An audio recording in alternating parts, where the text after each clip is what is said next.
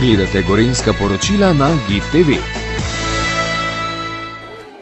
V Kranju v prostorih mestne občine Kranj potekal že 35. območni otroški parlament. Letošnja tema je bila šola za življenje, s poudarki o odnosih, sodelovanju, vrednotah in odgovornosti v okviru šolskega sistema. Razpravo so spremljali župan Matjaž Rakovec, predsednica Društva prijateljev mladine Kranj Jana Kovač, ki je dogodek tudi koordinirala. Že 35. otroški parlament, glavna tema in čemu je namenjen? Glavna tema je šola in šolski sistem.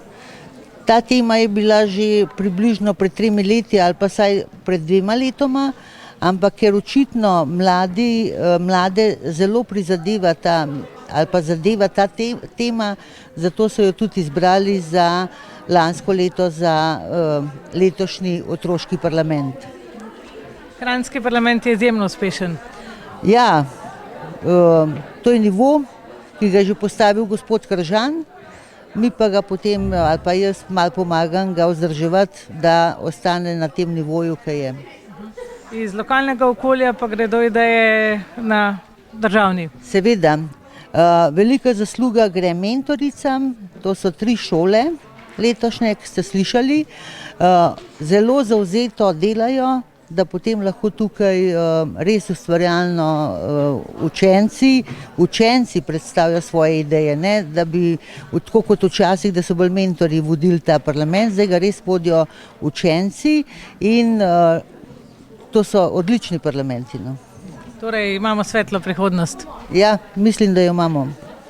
Želim vam en lep, prijeten dan tukaj na mestni občini, da boste čim več tem odprli. Tudi jaz sem bil že dobrih 50 let v osnovni šoli in moram priznati, da se je veliko takrat spremenilo. Omenjeno je bilo, da smo hodili samo 8 let v osnovno šolo, zdaj hodite 9 let, imeli smo pouk enkrat dopoldan, enkrat popoldan, kar je prineslo kar veliko takih lepih stvari. Zdaj je to malo spremenjeno. No in zanimivo, lani smo bratili se bomo z enim japonskim mestom, par osnovnih šol dela že z njimi. No in smo obiskali tudi 2 osnovni šoli in tam je res zanimivo, recimo tam otroci v 1. razredu že dobijo na mizo ne prenosnik, ampak tablico, kar sem jaz seveda strogo proti, da bi se to dogajalo. Imajo pa zanimivo stvar, nimajo nikjer snežilka, ker vse otroci sami počistijo za sabo, pa se bolj pazi na to in dejansko res taka zanimiva zadeva je, seveda nihče ne sme biti v čevljih skok, tudi mi nismo svoj stopiti v šolo, ne da bi se prej sezuli in vzeli njihove copate, tako da so take zanimive navade drugod. In to je bil tudi namen to, da se probamo s čim več mesti pobratati. Zdaj, to bo Japonska, s Kitajci smo se že, z Američani smo se že. Bomo še kakšno mesto dobili takole, da boste spoznali njihove navade in da se boste lažje vključili v ta globalni svet. Tako da jaz vam res želim eno prijetno dopoldne, čim več spoštljivih debat. Včasih, če gledate te naše parlamentarce odrasle, se res malo drugače obnašajo, kot je to primerno, tako da od vas pričakujemo, da boste seveda intenzivno sodelovali, predvsem pa spoštovali drug drugega in prišli do zanimivih tem. V Kranju imamo 11 osnovnih šol, v načrtu imamo izgradnjo še ene. Veste pa, da delamo zdaj 3 projekte in sicer širimo osnovno šolo Helene Puhar.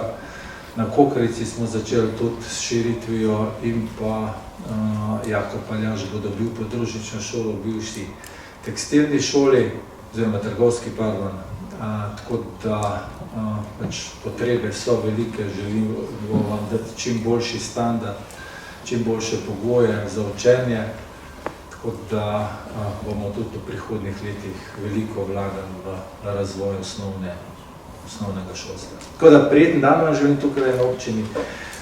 Upam, da bomo potem lahko vaše predloge, vaše ideje se z njimi seznanili in da jih bomo upoštevali, oziroma da jih bodo upoštevali tisti na državni ravni. Vem, da 7. aprila imate isto debato na državni ravni, tako da pričakujem, da bodo iz Kranja prišli najboljši predlogi. Lepo se imejte.